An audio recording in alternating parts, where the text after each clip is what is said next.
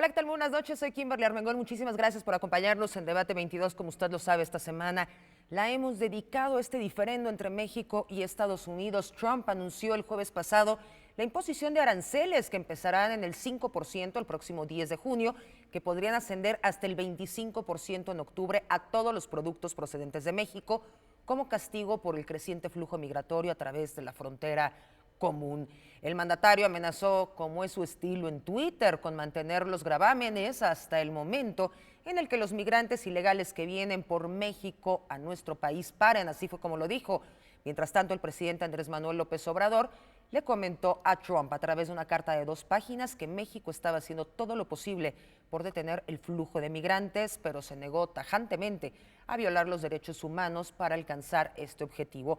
Aquí en el estudio me acompaña el doctor Fausto Quintana, profesor de la Facultad de Ciencias Políticas, experto en relaciones internacionales. Fausto, muchísimas gracias por estar con Gracias por nosotros. la invitación, Kimberly. Muchísimas gracias. Y nuestro entrevistado del día es el doctor Alfredo Jalife, geopolítico, experto en política exterior y relaciones internacionales. Doctor Jalife, buenas noches, gracias por estar con Encantado, nosotros. un placer, Kimberly, Fausto. No, muchísimas gracias, es un honor tenerlo con nosotros.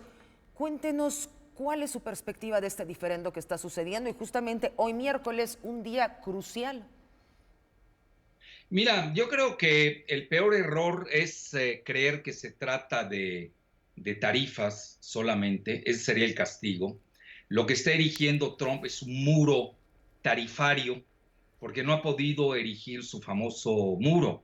Recordemos que el muro en sí ya ha sido construido en su tercera parte de la frontera mexicana, inició con Clinton y lo continuó Baby Bush, estamos hablando alrededor de 1,000 kilómetros cuadrados. A mí me ha tocado incluso viajar por carretera de Tijuana a Mexicali y es obvia esta erección del muro. Que muchos juegan con las palabras, es que no es un fence, no es un wall, es un fence, no es un muro, es una valla, por favor. Pero Trump es un muro, sobre todo en Texas, un muro de 330 kilómetros por una razón, porque Texas se puede mexicanizar, como lo ha sido California, donde perderían los WAS, los White Anglo-Saxon Protestant, los blancos protestantes anglosajones, perderían su mayoría. Realmente aquí estamos, hay que ver varios planos. La de las tarifas puede ser transitorio, va a depender de cómo se negocie. Ya vimos cómo levantó las tarifas del acero y el aluminio. ¿eh? Ahora viene esta amenaza, vamos a ver cómo concluyen las negociaciones. Sin duda alguna, el presidente Andrés Manuel López Obrador ha sido muy prudente, ha hecho muy bien, se ha manejado muy bien, nada de las bravatas a las que nos tenían acostumbrado Fox y compañía, y más su ex canciller Castañeda Gutmann, que hablaba de la enchilada completa, en forma absurda. Yo creo que Marcelo se ha manejado muy bien, lo ayuda a su formación de RI, de Relaciones Internacionales en el Colegio de México, cosa que no tiene Castañeda. Castañeda era un vulgar estudiante en ociología más que en sociología de la UNAM. Entonces, hoy estamos ante una situación que a mi juicio hay que saber enfocar, que primero que nada tenemos que ver lo inmediato, control de daños, tienen que tener esa planificación. Segundo, el corto y mediano plazos. Y por último, yo vendría el largo plazo. Mira, en lo inmediato, obviamente hay que hacer lo imposible para detener esta tarifa de 5%, que irá subiendo cada mes y que realmente afectaría mucho a la economía de México.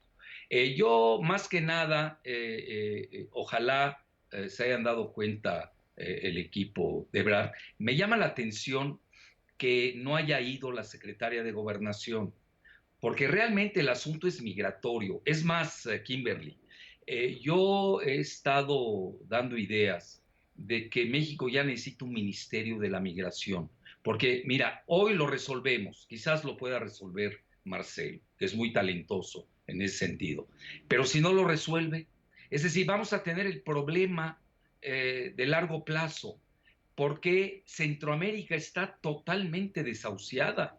Tenemos que ver las raíces. realmente del asunto. Y el asunto de la migración, Trump ya lo hizo un problema electorero a 1 año y medio de su presunta reelección. Y te soy sincero, el alma de la reelección de Trump pasa por México, por el asunto migratorio, del cual las tarifas son un pretexto precisamente para demostrarle a su base que los está defendiendo y que nos guste o no, estás hablando del 62% de la población de Estados Unidos que es mexicanófobo. Entonces yo creo que hay que tener mucho cuidado con los planos, yo diría la diacronía, es decir, la longitud en el tiempo. No es lo mismo abordar lo de hoy que en el mediano y corto plazos, ya no se diga el largo. Ahora, ¿qué está sucediendo? También hay detrás una guerra demográfica que no se atreve a decir su nombre. De esta manera ya manejé lo del 62% de los WASP, que son los White Anglo-Saxo-Protestant, blancos protestantes anglosajones, que obviamente traen un pleito con el que va a ser la mayoría étnica en los próximos 20 años. Es más, que somos los mexicanos, porque mucho se maneja, porque en esto hay trucos también de presentación, de que para empezar nos llaman hispanics, lo cual es un término horroroso, que debemos hasta protestar de que lo estén usando por la oficina del censo.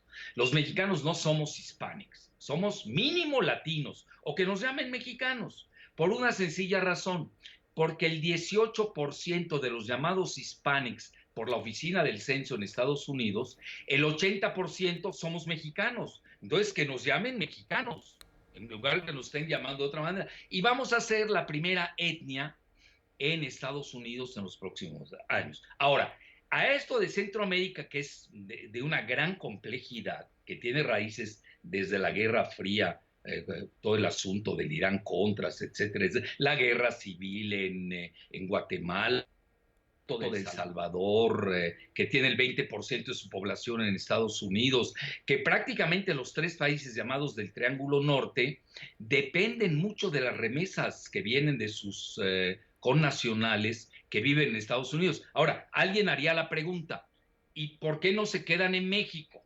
Porque no les interesa México. Ellos quieren ir a Estados Unidos donde ganan en dólares y no en pesos mexicanos, pero además tienen familiares ya instalados en Estados Unidos. Y a esto hay que agregarle, por eso yo veo que el problema de la migración, si no se hace un plan Marshall de rescate de Centroamérica, al menos que haya una agenda oculta, que puede haber, y hoy te voy a decir cuál es mi tesis de la agenda oculta, que tiene que ver con el evangelismo. ¿Sí? Doctor, permítanos un segundo, vamos a hacer una pausa. Regresando de la pausa nos cuenta su tesis. No le cambie, está en Debate 22.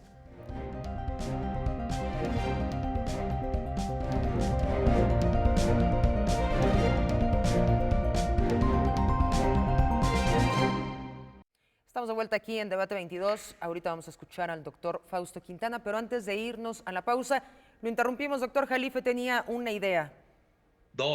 Mira, básicamente el cambio climático está exacerbando el desastre centroamericano, sobre todo el Triángulo del Norte, y obviamente esto ha afectado la agricultura y la mayor parte de los habitantes de ese triángulo pues son francamente agrícolas. Y luego tienes la otra parte que no se está viendo en profundidad, que quizás sea una agenda oculta, no lo sabemos, en el mediano y largo plazo lo iremos viendo, es el auge de los evangelistas sionistas. Es decir, hoy, si tú ves bien las estadísticas de Guatemala, ya Guatemala es el primer país con porcentaje de evangélicos en toda Latinoamérica. Se dice fácil. 2, tienes también El Salvador, anda alrededor entre 37, 38% de evangélicos. Mira, yo me formé en una escuela evangélica en Mérida, Yucatán, en el Turner Hodge. No tengo ningún problema con los evangelistas. El problema que tengo es con la luz del mundo, su pedofilia, y tengo problemas, obviamente, con la agenda política evangélica sionista. Y también tienes Honduras, que ya anda en 42% de evangélicos. Es decir, y si tú ves el sur de México, 36% en Chiapas ya son evangelistas. Incluso Tapachula es la sede de la luz del mundo. Estas cosas no las podemos pasar en alto. Y después de Chiapas, los estados que más evangélicos tienen son Tabasco, Campeche, Quintana Roo y Yucatán. Entonces, me llama mucho la atención la geopolítica religiosa que se está dando en el sur de México y en este Triángulo del Norte.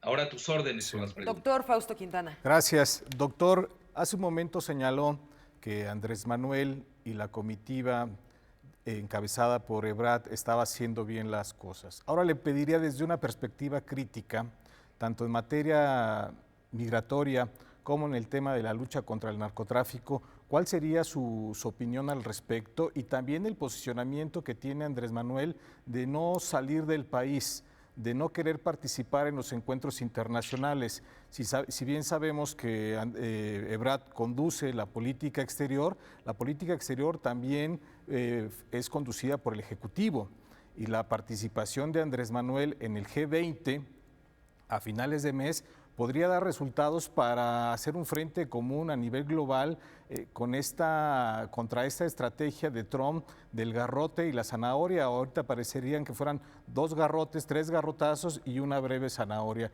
¿Qué me dice al respecto en torno a una crítica a la política exterior de este gobierno? Bueno, yo no dije que Marcelo estaba haciendo todo bien. Lo único que comenté es de que lo realmente plausible es no enfrentarnos con Sansón a las patadas, menos cuando México no tiene sistema inmunológico, no tenemos anticuerpos. Incluso hice una crítica subliminal al decir que se está confundiendo el asunto de la migración, que ese es el problema de mediano y largo plazo, y que no le veo solución, salvo de una manera, o dos, hacer una cumbre de México, que México la convoque incluso con Estados Unidos y los países de Centroamérica, incluso yo llamaría hasta Colombia y Venezuela a este gran summit, ¿no? A esta cumbre que yo le llamaría de la migración, donde México debe tomar la iniciativa. ¿Cómo puede ser que en Estados Unidos tengan un Homeland Security, cuando ese es el problema, que es el que maneja la cuestión migratoria, y México no acuda a la secretaria de Gobernación a la reunión de Washington? El problema no es de tarifas, no nos equivoquemos.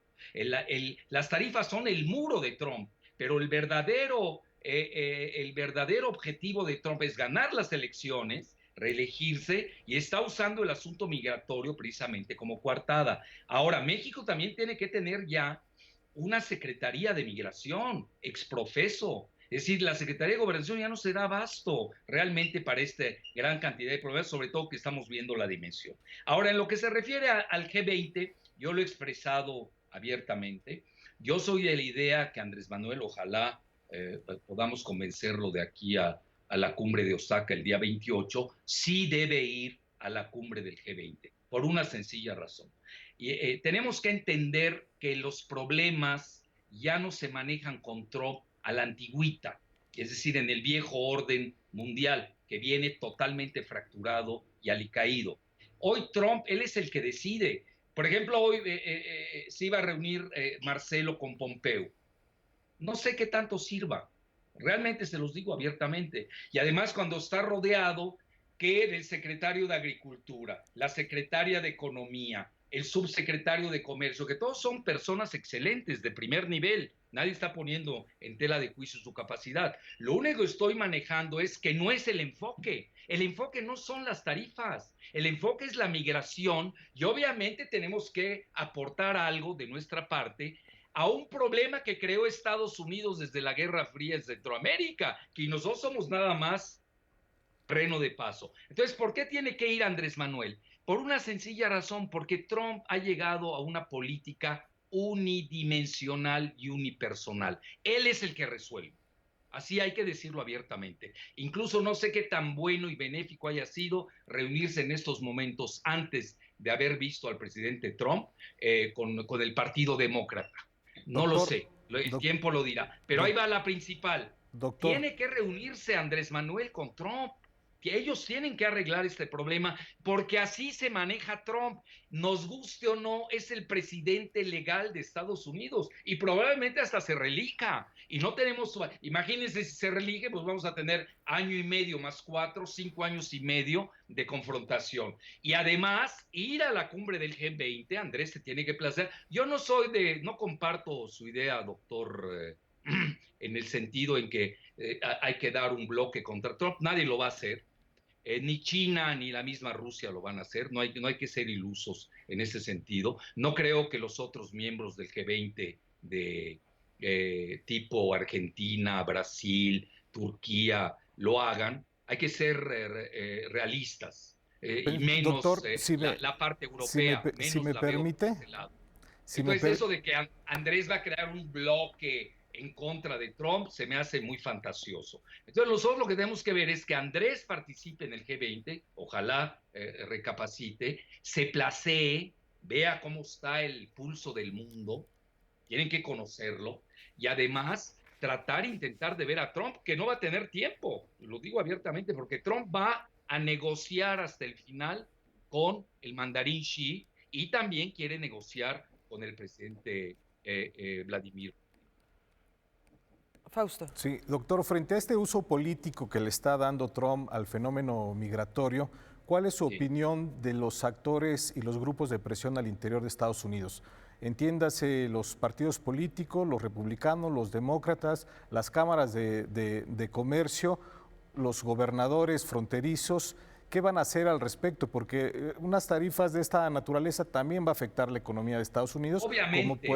Doctor, ¿le parece si hacemos una pausa y nos contesta al volver? Regresamos Gracias. en un momento aquí a Debate 22. Gracias.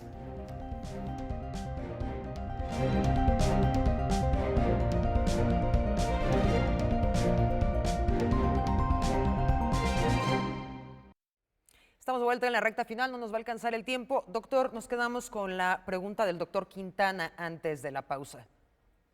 Bueno, naturalmente que pesan, fue una buena pregunta, pesa mucho en la correlación de fuerzas internas de Estados Unidos, la postura incluso de ya no solamente el bloque demócrata, que incluso en forma automática pueden estar en contra de lo que haga Trump.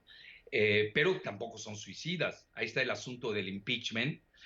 Hay sectores juveniles que lo desean, pero Nancy Pelosi, que es muy inteligente, hay que reconocerlo, pues sabe negociar, porque sabe que también esto tiene un efecto boomerang. Es decir, Estados Unidos no es un país homogéneo en estos momentos, eso hay que verlo. Y lo que está buscando Trump es su reelección. Si nosotros perdemos de vista eso, nos vamos a perder en divagaciones.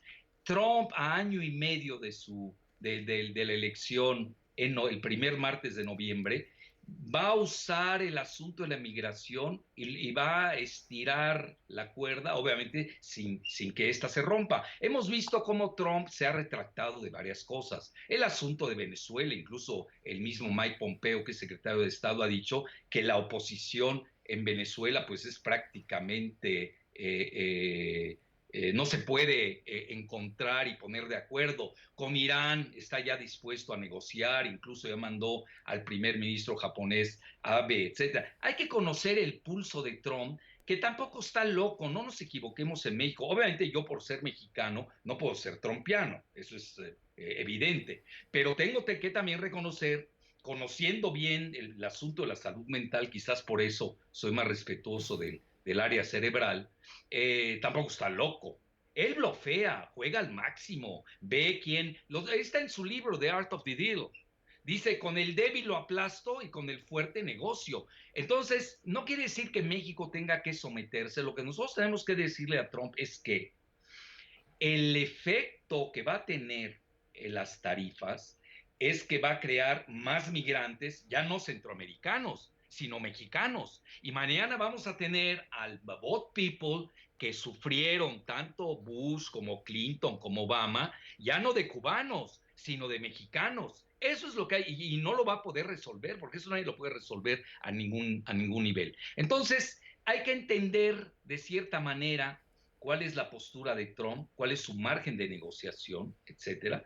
Nosotros no tenemos mucho margen de maniobra, por desgracia, porque a México lo entregaron demasiado los neoliberales durante 36 años. Fue una orgía de entreguismo del país y ahora ya se quieren arrepentir. Bueno, entonces yo en ese sentido sería más precavido en la postura con Trump, hablar lo menos posible. Ahorita no es el momento de hacer declaraciones y rasgarse las vestiduras y dejar que las cosas fluyan, dándole a entender a Trump que lo entienda, pero lo tiene que ver Andrés Manuel. Urge, yo si fuera Andrés Manuel hoy estaría buscando una entrevista o mínimo una llamada con Trump, porque ahí se pueden diluir las cosas. Él le encanta lucirse. Ve, tuvimos a Jared Kushner, su yerno. Lo tuvimos con 2 administraciones. Una prácticamente negociaba directamente con Videgaray, que no sirvió para nada. Bueno, ni siquiera pudieron imponer a su candidato a la presidencia. Y ahora Andrés Manuel se reunió con él en la casa privada de un directivo de Televisa, con Jared Kushner, ¿no? Entonces, no da resultados, porque con la mano en la cintura también Trump, que se quiere lucir, es un showman. Hay que recordar The Apprentice. Yo creo que a Andrés Manuel hay que decirle, oye, ve cómo eran las escenas de Apprentice, cómo lo traduces, el aprendiz, ¿no? El aprendiz. En la televisión de Trump. Ese es Trump. Él se sigue manejando de 3 maneras. Blofea como dueño de casinos, juega al póker, porque le encanta blofear, y 3, sigue actuando como si fuera el aprendiz en la televisión. Entonces tenemos un personaje complejo que nos ha tocado de vecino, no lo escogimos nosotros.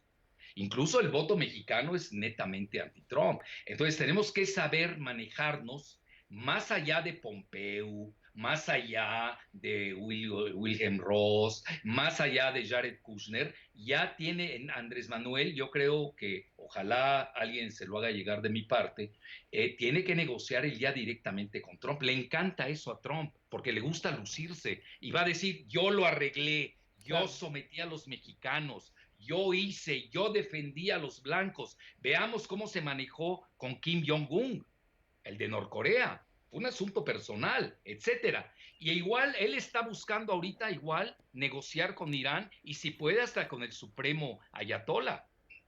Claro, Fausto. Doctor, en cuanto a la migración, usted nos decía en un corte que este problema no se va a acabar o este fenómeno no se acaba. No. Es un fenómeno inherente a las sociedades y más la sociedad globalizada como lo estamos viviendo. ¿Cuál sería su propuesta para la política migratoria de México? ¿Crear esta dependencia de asuntos migratorios o fortalecer el Instituto Nacional de Migración, dar mayor visado a los centroamericanos, o de qué forma podríamos regular y atender de una forma correcta este fenómeno migratorio? Tenga en cuenta que los migrantes de centroamericanos se escapan de las estaciones migratorias. No hay una regulación adecuada, o al menos esa es la perspectiva que se tiene de Estados Unidos. Fueron 100,000 detenciones durante el mes de abril, 80% de estas detenciones fueron centroamericanos. Por supuesto, hay más centroamericanos en la frontera tratando de entrar al territorio estadounidense. ¿Qué podríamos hacer? Mira, aquí también hay que entender una dimensión que no se está viendo, que es la geopolítica. En México se está dando una batalla, y lo digo con mucha responsabilidad. Conste que yo hablo con los gobernadores del sur de México, he hablado con expresidentes de Centroamérica, es decir, no soy novato en este tema, y hago preguntas puntuales, y se lo he preguntado a quien más está exportando hoy, porque es el país más dañado de Centroamérica, que es Honduras, curiosamente, teniendo el mayor territorio, incluso hasta mayor población que El Salvador, pero menos que Guatemala, que anda en 16 millones de habitantes. Incluso abiertamente se lo hice en una pregunta a Manuel Zelaya, expresidente de Honduras, que no hay que olvidar, lo deponen los Estados Unidos, no dejan que ganen 2 presidentes candidatos aliados a Zelaya. Yo me llevo muy bien con Zelaya, dialogo demasiado con él, y le hice la pregunta abiertamente. Por eso hablo del choque electorero para el año entrante entre George Soros y Trump. ¿Por qué razón? Porque George Soros está financiando a cierto tipo de ONGs en México que están estimulando la migración para también desestabilizar obviamente a Trump. Eso no hay que perderlo de vista, no hay que ser ingenuos. Hay una parte que no estamos viendo en la que penetra el crimen organizado vestido de caperucitas en este flujo migratorio. Tenemos que ser muy cuidadosos al respecto. Ahora, respuesta puntual. Necesitamos, ya el Instituto de Migración está totalmente rebasado. Yo tengo un amigo que manejó el asunto de la frontera sur, me dice, está totalmente suelta, está desbordada, no hay recursos ni siquiera para ellos, que vamos a poner la Guardia Civil ahí. Hay que pensar, tenemos que pensar en México cómo salvar. Mira, yo soy nieto de un migrante libanés que recibió a mi abuelo México en forma generosa, porque así es México, pero no es Estados Unidos. Entonces, yo soy promigrante, antes de hablar de cualquier consideración, pero también soy muy mexicano. Es decir, yo tengo que ver los intereses. Tengo un presidente que va a usar la cuestión migratoria y que me está pegando a cada rato con ese asunto. Entonces tengo que darle algo, le tengo que dar algo a cambio. Y ya olvidémonos que esto es nada más de tarifas. Entonces hay que crear un ministerio, una secretaría de migración abocada exprofeso a esto, y ya olvidarnos de ese Instituto de Migración que no sirve para nada. No sirve que veamos en qué situación estamos hoy. Doctor Alfredo Jalife, le agradezco muchísimo que nos haya tomado placer. La entrevista. Muchas gracias. Un saludo, doctor. Igual, lo mejor. Gracias al doctor Fausto Quintana, que también estuvo con nosotros. Ya lo sabe, lo más importante es su opinión. Lo esperamos en redes sociales. Gracias y buenas noches. Gracias. Doctor.